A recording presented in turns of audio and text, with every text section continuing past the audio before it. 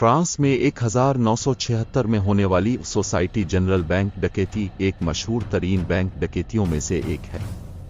इस वारदात की मंसूबाबंदी और क़ियादत अल्बर्ट स्पाजियारी नामी एक माहिर मुजरिम ने की थी। ये डकैती इंतहाई मंसूबाबंदी और महारत के साथ अंजाम दी गई और इसे डकैती सदी के नाम से भी जाना जाता है।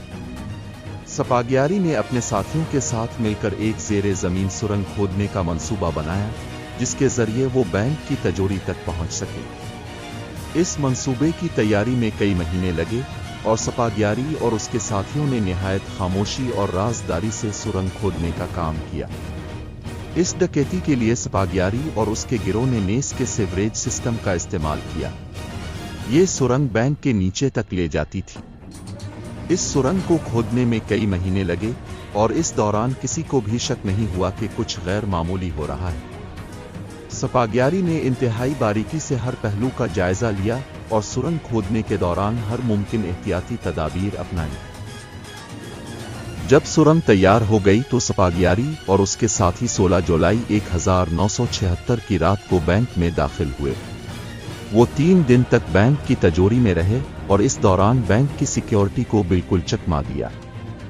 उन्होंने तकरीबन 60 मिलियन फ्रांक की नकदी, जेवरात और कीमती दस्तावेजात चोरी की। ये चोरी इसलिए भी मुनफरिद थी कि इस दौरान स्पागियारी और उसके साथियों ने कोई तशद्दुद हथियार इस्तेमाल नहीं किया। उन्होंने इंतहाई खामोशी से तिजोरी का दरवाज़ा खोला, कीमती सामान निकाला और जब वो चले गए तो तिजोरी की दीवार पर एक पैगाम छोड़ा, कोई तशद्दुद, कोई नफरत, कोई हथियार नहीं, सेंस आर्म्ड एनाई वायलेंस। ये पैगाम उनकी वारदात को एक खास पहचान देता है। इसका मतलब ये था कि वो सिर्फ चोर थे, कातिल दहशतगर्द नहीं, और वो अपने काम में महारत के साथ कोई तशद्दुद खूनरेज़ी नहीं चाहते थे। स्पागियारी और उसके साथियों ने चोरी को बहुत ही एहतियात से अंजाम दिया, लेकिन पुलिस ने जल्द ही तफ्तीश का आगाज कर दिया।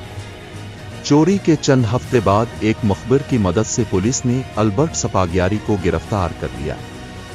जब उसे गिरफ्तार किया गया तो वो बिल्कुल पुरसुकून था और इस बात का यकीन था कि वो जेल में नहीं रहेगा। 1977 में जब स्पागियारी को अदालत में पेश किया गया तो उसने एक इंतहाई हैरानकुन हरकत की।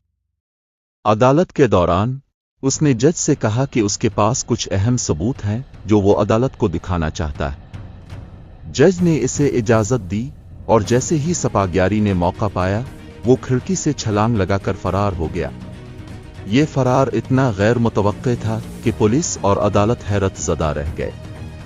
उसने एक 6 मीटर बुलंद दीवार को उबूर किया और फिर मोटरसाइकिल पर सवार होकर फरार हो गया। इसके बाद स्पागियारी कभी भी पुलिस के हाथ नहीं आए। स्पागियारी के फरार के बाद इसके बारे में मुख्तलिफ कियास आराइयां की गईं कि वो कहाँ छुपा है। कुछ लोगों का कहना था कि वो लातीनी अमेरिका में कहीं छप गया, जबकि दीगर का ख्याल था कि वो यूरोप के मुख्तलिफ ममालिक में नकल मकानी करता रहा। इस दौरान उसने अपनी जिंदगी मफरूर के तौर पर गुजारी। वो हमेशा पुलिस से एक कदम आगे रहा और कभी भी दोबारा गिरफ्तार नहीं हो सका। कहा जाता है कि स्पागियारी ने अपनी मफरूर जिंदगी में मुख्तलिफ नामों और शनाख्तों का इस्तेमाल किया और अपने साथ मिलने वालों को कभी भी अपनी असली शनाख्त नहीं बताई।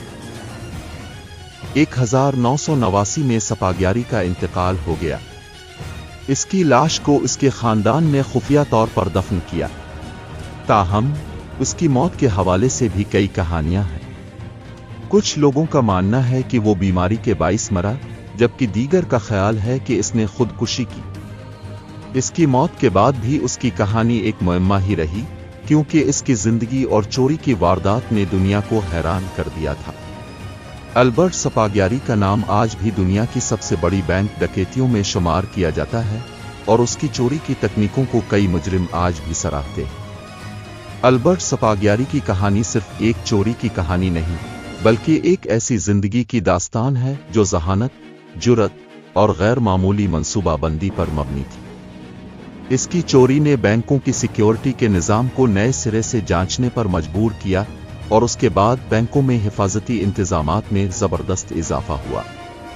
البرٹ سپاگیاری کو ہمیشہ ایک ماہر منصوبہ ساز اور چالاک مجرم کے طور پر یاد رکھا جائے گا، جس نے دنیا کی سب سے بڑی اور منفرد بینک ڈکیتیوں میں سے ایک کو انجام دیا۔